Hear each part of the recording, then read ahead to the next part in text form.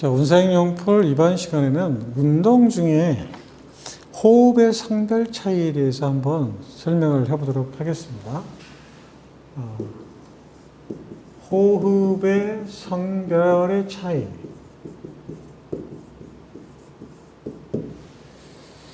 자, 제목으로 보면 상당히 이해하기가 어려운 얘기인데 좀 더 쉽게 풀어서 설명을 하게 되면 우리가 이제 일반적으로 호흡이라는 것을 하게 되는데 뭐에 차이가 있다는 거죠? 성별에 따라서 차이가 있다는 거죠. 즉 무슨 말이냐면 남자하고 여자가 호흡하는 데 있어 차이가 있다. 물론 뭐 환기량이라든가 일의 환기량, 그 다음에 일의 호흡수, 뭐 호흡 빈도 뭐 이런 것들이 뭐 차이가 있다. 그런 얘기도 되겠지만 태어날 때부터 남자하고 여자는 어떤 차이가 있냐면 해부학적으로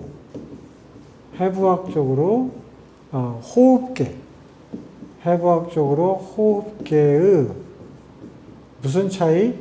구조적, 기능적 차이가 존재한다. 이렇게 얘기가 되는 거죠. 자, 해부학적으로 호흡계의 차이가 있다. 그것도 구조적이고 기능적으로 차이가 있다. 이런 얘기인데, 자, 호흡계의 구조적인 차이라는 것은 과연 뭘까? 이건 뭐냐면, 우리가 이제 공기를 들여 마시는 통로를 기도라고 한다면, 그렇죠? 기도라고 한다면, 이 기도에 있어서 남자와 여자의 차이가 있다는 거죠. 그러면 기도에 뭐의 차이가 있냐? 기도의 크기의 차이가 있다.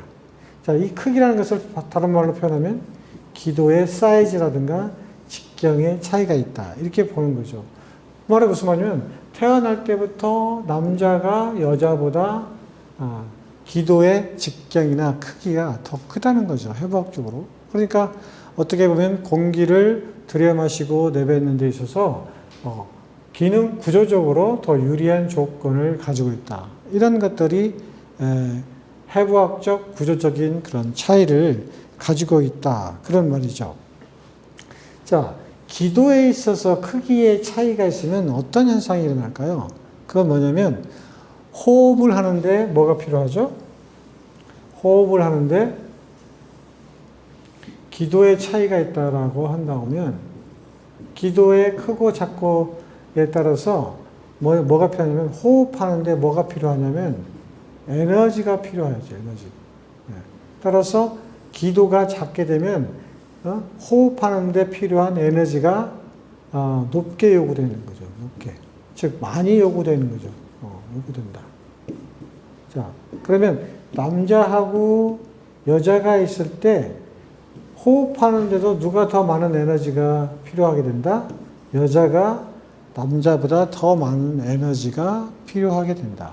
그 말은 에너지를 만드는 그 산화적 인산화에 필요한 그런 대사가 더 많이 활성화되어야 된다. 그런 얘기죠. 그러다 보니까 더 많은 에너지가 투여되니까 결국 여자한테 불리한 조건이 된다라고 이렇게 얘기를 할 수가 있어요. 자, 운동 중에 이 기도의 차이는 기능적으로도 굉장히 더 큰 차이점을 보일 수밖에 없죠. 그러면 기도가 작은 것하고 큰 것하고는 기능적으로 어떤 차이가 있느냐? 즉, 운동 중에 호흡 근육을 더 가속화시킬 수가 있죠. 즉, 기도가 작게 되면 더 많은 공기를 집어넣기 위해서 호흡 근육이 더 활성화되어야 되기 때문에 뭐가 많이 필요하냐면 호흡 근육의 피로가 증가된다라고 얘기할 수가 있겠죠. 그렇죠. 자, 그러다 보니까 결과적으로는 운동하는 데 있어서 남자와 여자에 있어서 상당히 그 차이를 보여줄 수밖에 없다. 즉, 남자가 훨씬 더 여성에 비해서 기능적으로 운동 기능이 더 높아질 수밖에 없다. 이렇게 표현할 수가 있어요. 자, 좀 더 구체적으로 좀 들어가 보면 운동 유발성 저산소 현상, 운동 유발성 저산소 혈증이라는 게 있죠. 운동 유발성 저산소 혈증. 이거는 무슨 말이냐면 운동을 하게 되면 하게 되면 나타나는 저산소 혈증. 즉 혈액의 산소 농도가 낮아지는 것을 의미를 하는 거예요. 자, 그걸 다른 말로 표현하면 우리가 산소 분압이라는 걸로 표현할 수가 있어요. 자, 산소 분압이라는 것은 산소가 많으면 산소 분압은 높아지는 거고, 산소가 부족하게 되면 산소 분압은 낮아지는 거죠. 그렇죠? 네. 자, 그러면 운동을 하게 되면 어떻게 되죠? 활동하는 근육에 산소를 많이 공급해 줘야 되기 때문에 산소를 많이 공급해 줘야 되는데 어떻게 돼요? 산소를 계속 공급해 주다 보니까 산소가 부족하게 됐죠. 그죠? 그러면 이 산소 분압은 어떤 현상이 나타나면 낮아지게 되는 거죠. 낮아지는 거죠. 그럼 혈액 속에 산소량이 부족하게 되는 것을 저산소 혈증이다. 이렇게 표현하는 거예요. 그러니까 운동으로 인해서 뭐가 낮아지냐면 산소 분압이 낮아진다. 이런 것들을 여러분이 기억을 하고, 다음 그 그래프를 한번, 생각해 보시면 좋을 것 같아요. 자, 이쪽이 이제 환기량이라고 표현하고, 이쪽을 산소 분압이라고 표현할게요. 20, 40, 60, 80. 이게 이제 산소 분압이라고 표현하면,